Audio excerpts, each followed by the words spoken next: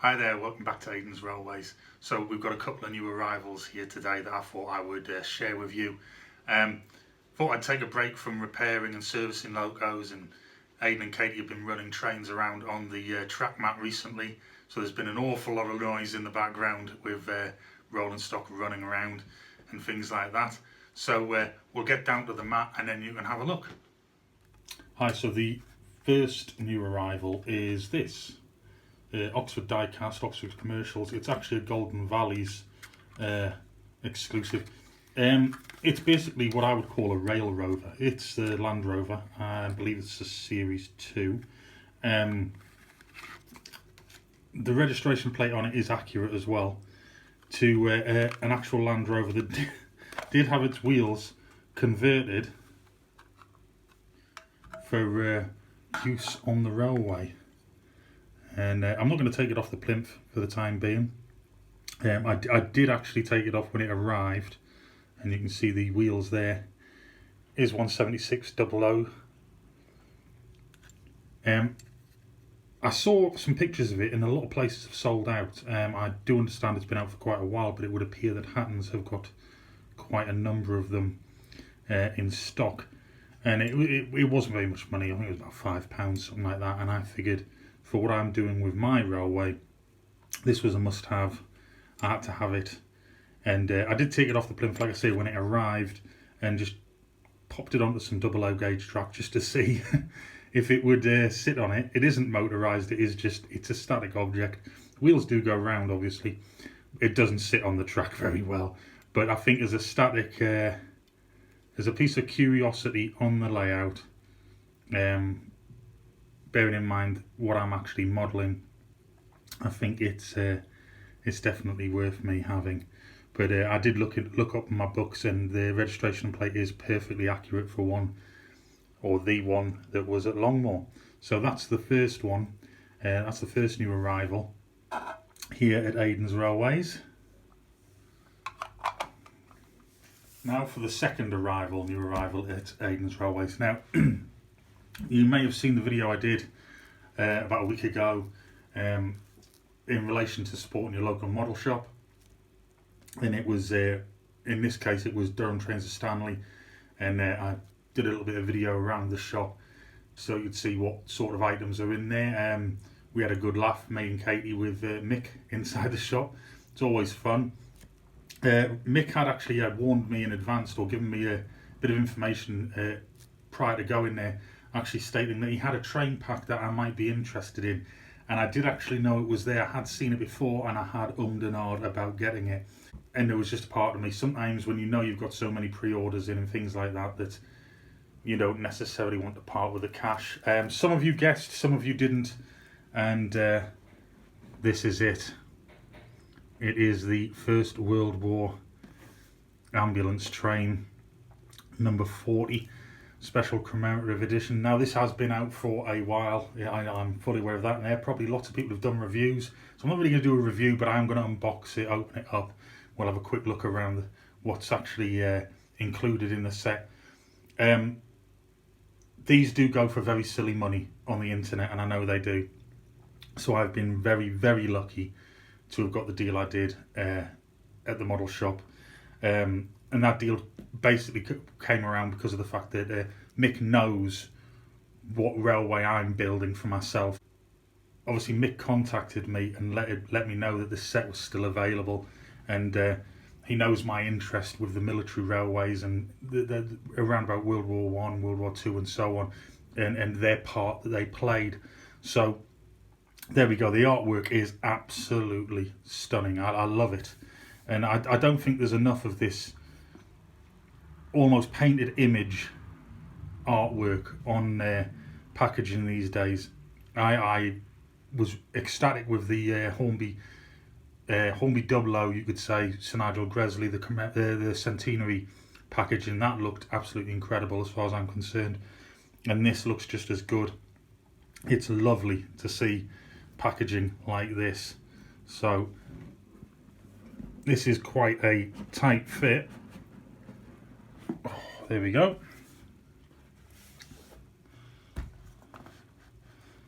So hopefully you can see that.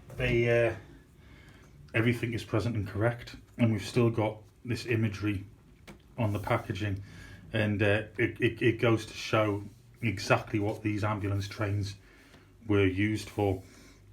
When I actually got it, you'll if you've seen the video at Durham Trains of Stanley, you'll know that Katie was with me, and when we got back, Katie had a good look at this set, and she asked an awful lot of questions about what the real train in real life would have been used for, and what it did, and she saw the images and all that, and it was a bit like a history lesson as well, so quite educational for Katie there.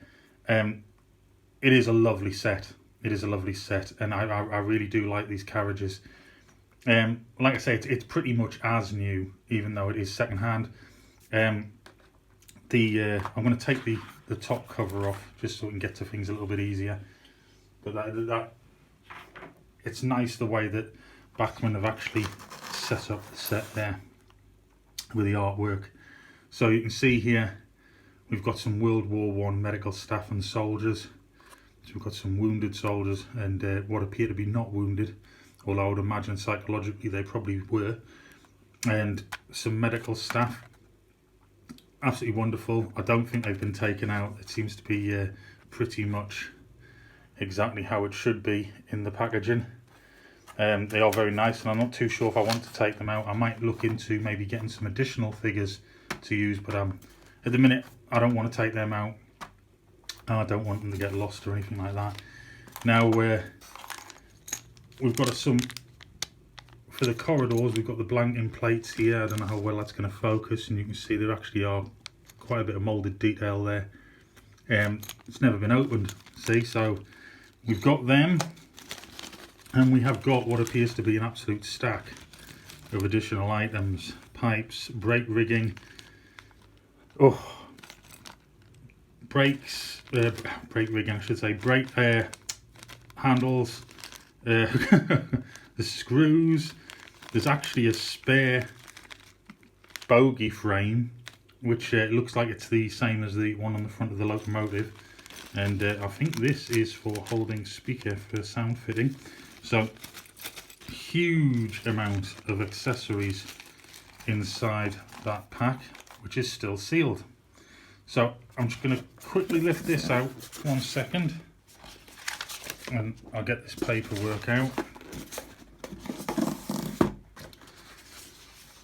So there is a certificate inside, and this one is pack number 1230, and it doesn't actually state how many there was or how many there is out there. So that's an interesting one.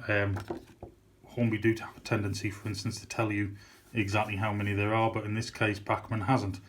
So this is to certify that this special commemorative edition 00 scale train pack featuring Great Western Railway City Class number 3711, City of Birmingham in World War I Great Western Railway khaki livery, 3 Midland Railway ambulance coaches in British military khaki, and a pack of 6 Seacraft World War I medical staff and soldier figures. So certificate, very nice. We've got our usual, as I call them, destructions, which are very, very, very handy. I had to use a set of the blown up instructions recently on a different Bachmann locomotive I've got a hold of, and if I hadn't had them, I would have had no idea how to get into that particular locomotive. So it's got all of the bits for fitting DCC, body removal, running in, and where all of the additional parts actually go, and that sort of thing. So we've got that. We've actually got the warranty request, and then we've got a branch line guide to the model railways. So I'm not going to take all 3 coaches out, I believe. Wait, actually no, I might take, I'll take at least 2 of them out. So what we've got here is the 40 ambulance train, and you can see it there all on the side, and the blanked off corridor.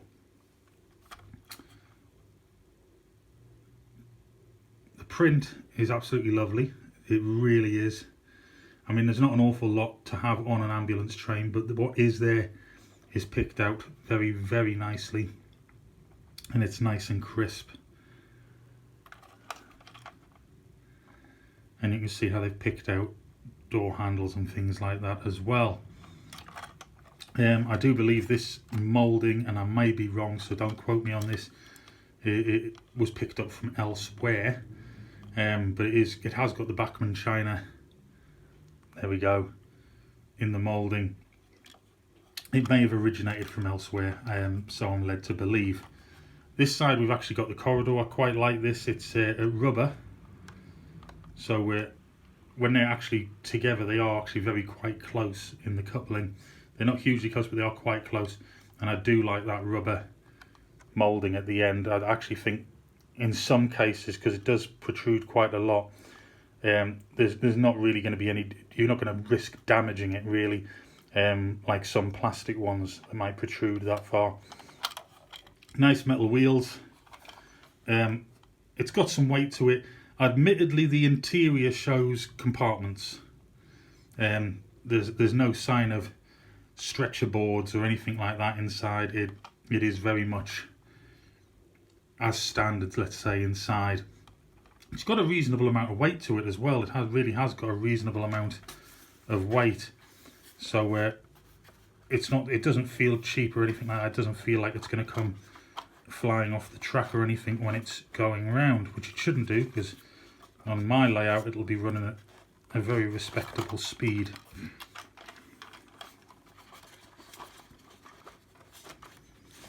So I'm going to pick out the middle coach here, and for that reason, because both sides have actually got the corridor in place, top one here and the bottom one have the corridor on one side and the ambulance train 40 at the other side. So I'm not too sure, I'm going to have to research the relevance of this, but that is 40 and it has the letter C, and the other one had a different letter. I believe the top one has got an F, but I'm going to double check in a second. Pretty much exactly the same. It's got the Mac moulding on, limited detail underneath, but it still gives the impression of what needs to be there. The print is absolutely spot on. As before, the interior is just compartments. There's no sign of stretchers or anything like that. So possibly, really, when Bachmann did this, they maybe should have thought about potentially moulding an interior which had the actual stretchers in it. I think we'll take the top one out, so you can see it this side. We've got the 40 ambulance train, and in this case, this number is 40P. P for Peter. And yet again, I'm just looking inside, and it's just the compartments with the seating. I really do like these. Mainly, probably their appeal to me is because of what they are, as opposed to what they represent anyway, as opposed to being massively high quality items. They are very nice in their own right, and they're going to fit in on my layout very nicely. Here we go. Now, when I took this out the other day, it was incredibly tight fit, so I think I might have eased it off a bit now.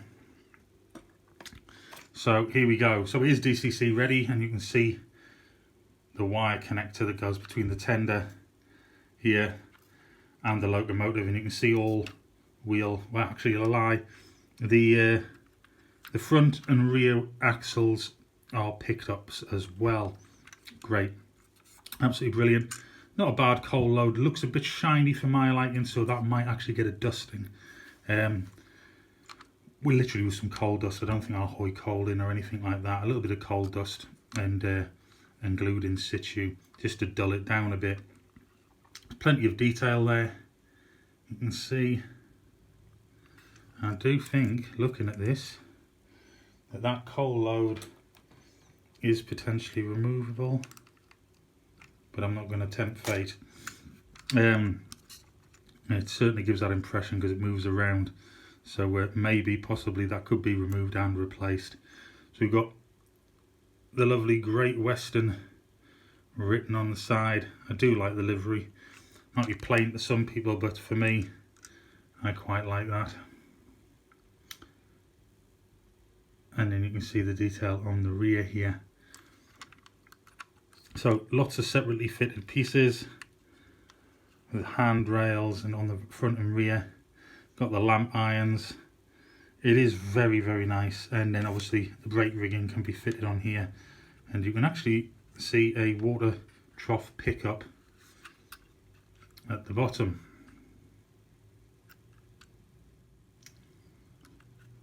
So that's very nice. This is the first city locomotive I have actually come into possession of. I often thought about getting City of Truro, but this is just as good, and it's in the khaki livery. So there we have City of Birmingham 3711, and I'm just loving this outside rods and things like that. It's got quite some weight to it. Sprung in the front bogie, very nice. It's basic but great in its detail. The separately fitted handrail with whistles.